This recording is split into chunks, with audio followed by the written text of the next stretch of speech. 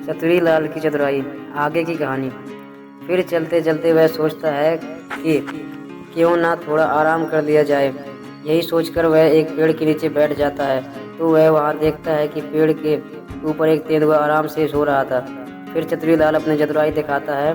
वह क्या करता है कि जो पैसे उसके पास था वह पैसा सारा पेड़ के नीचे बिखेर देता है और पेड़ के ऊपर चढ़ के तेंदुए को आराम से पकड़कर बैठ जाता है। और कुछ देर बाद वहाँ से डाकुओं का गिरोह गुजर रहा था।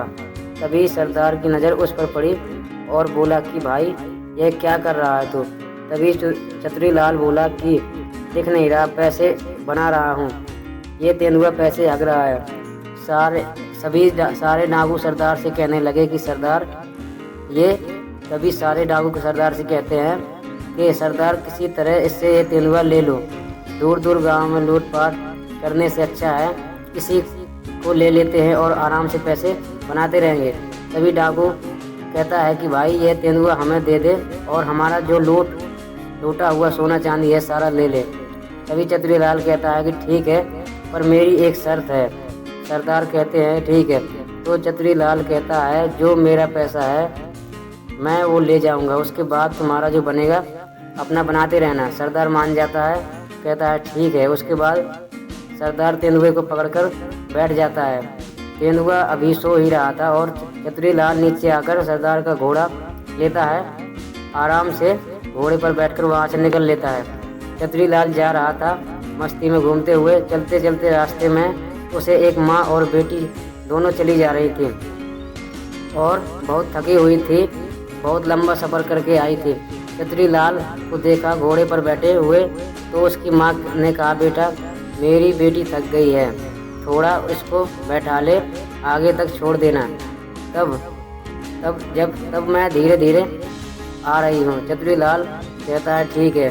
उसकी माँ कहती है बेटा तुम्हारा नाम क्या है।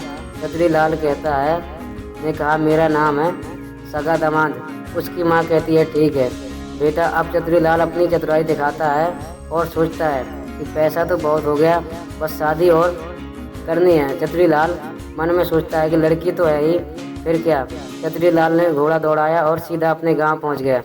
उसके बाद उसकी माँ आगे जाकर देखती है कि उसकी बेटी तो है ही नहीं। वह घबरा जाती है और राजा के पास जाती है और राजा से कहती है राजा साहब मेरी मदद करो, एक व्यक्ति मेरी लड़की को लेकर भाग गया है। तो राजा कहता है ठीक है बताओ कौन ले गया है। तो वह कहती है मेरी लड़की को सगा दामाद ले गया है।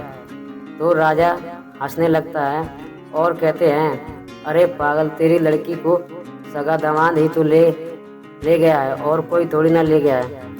सगा दामाद ले गया तो इसमें परेशान होने वाली क्या बात है। और इसी तरह चतुरीलाल ने अपनी चतुराई के साथ पैसा भी कमा लिया, शादी भी कर ली। अगर कहानी अच्छी लगे तो चैनल को सब्सक्राइब जरूर से करें। धन्यवाद।